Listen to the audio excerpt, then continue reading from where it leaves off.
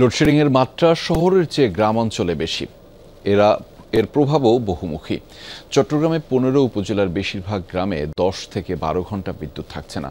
প্রচণ্ড দাবদাহের মধ্যে লোডশেডিংয়ে হাঁসফাঁস জনজীবন, ব্যাহত হচ্ছে দৈনন্দিন কর্মকাণ্ড। পানি সংকট আর রোগবালাই তো রয়েছেই, শিক্ষার্থীদের পড়ালেখা চলছে কুপি জ্বালিয়ে। ওয়ালটন ফ্রিজ কিনে অনেকের মতো আপনিও হয়ে যেতে পারেন মিলেনিয়াল। সেরা পণ্যের সেরা অফার। কর্ণফুলী নদীর ওপারে বোয়ালখালী উপজেলার আকুবদণ্ডী গ্রাম। বিকাল ৩টায়ও গনগনে সূর্যের তাপ। প্রচণ্ড গরমে একটু শীতল হাওয়ার আশায় এরা আশ্রয় নিয়েছে গাছের ছায়ায়। চলমান তীব্র দাবদাহের মধ্যে এটি এই গ্রামের নিয়মিত চিত্র। স্থানীয়দের দাবি, সারা দিনে অন্তত ১০ থেকে ১২ ঘন্টা বিদ্যুৎ থাকে না। ঘরে ঘরে ভরসা এখন হাত পাখা। আমি দিয়ে গরম কুনেরি কারণ না পারে আর ঠিক ভাবে তারপরে লাতি হলে কারণ একদম না থাকে উঠে যাবে মাই ফল মাত্র কারণ সারাদিনে ২ ঘন্টা থাকতেন, সারাদিনে ১০ মিনিট টাস করে লই যায়, ১০ মিনিট টাস করে লই যায়। পুরা দিনে আপনার ২ ঘন্টা থাকে আর কি। দেখছেন আমার এই কি অবস্থা, এখানে প্রচণ্ড গরম। এখানে কারণ মনে করেন যদি ৮ ঘন্টা দেয় ৩ ঘন্টা আসে না, এইভাবে চলতেছে। লেখাপড়া বিভিন্ন নামাজে কালামে বিভিন্ন এই জামিলে।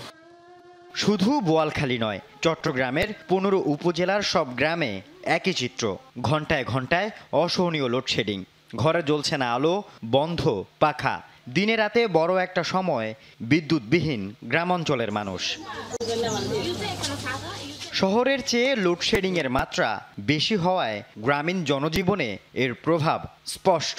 সাংসারিক কাজ সারতে গলদঘর্ম নারীরা, বয়স্ক ও শিশুরা আক্রান্ত হচ্ছে নানা রোগে।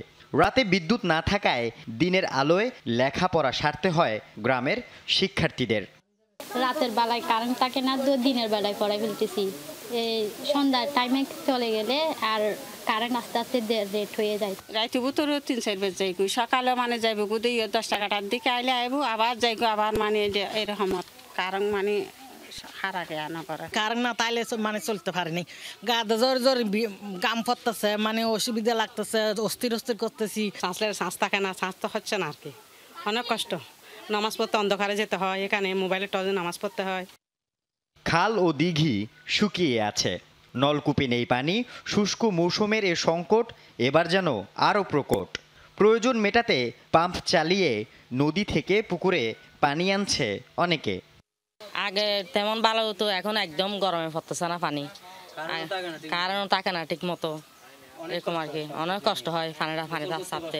ডিগির পানি শুকিয়ে গেছে, তারপর খাল বিলও শুকিয়ে গেছে, নালা বানানোর কারণে সব কিছু জাম হয়ে গেছে। এই পানির সব কষ্ট। টিউবওয়েলে পানি নাই, আমরা পানি পাচ্ছি না, পুকুরে পানি নাই, আমরা ব্যবহার করতে পারছি না, বাথরুমে যেয়ে পানি খরচ করতেছি না, মসজিদে যেয়ে উজু করতে পারছি না। চাহিদার চেয়ে সরবরাহ স্বল্পতার কথা বলছে পল্লী বিদ্যুৎ অফিস। প্রতিনিয়ত মানুষের অভিযোগ শুনতে হচ্ছে স্থানীয় জনপ্রতিনিধিদের।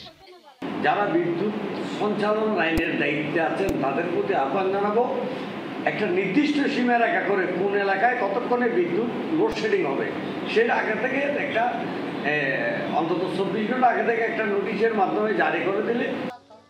লোডশেডিংয়ের কারণে রাতে কুপি জ্বালিয়ে পড়ালেখা এখন অনেক গ্রামের প্রতিদিনকার চিত্র। মোবাইলে খুদে বার্তা পাঠিয়ে বিদ্যুৎ অফিস জানিয়েছে তারা বিদ্যুৎ উৎপাদনে রেকর্ড গড়েছে। তাহলে সেই রেকর্ড পরিমাণ বিদ্যুৎ কোথায়? কেনই বা লোডশেডিংয়ে থাকতে হচ্ছে গ্রামবাসীকে? আর কেনই বা এসব কোমলমতি শিক্ষার্থীরা লেখাপড়া করতে পারছেন না বিদ্যুতের আলোয়? আল আমিন শিকদার, যমুনা নিউজ, বোয়ালখালী, চট্টগ্রাম।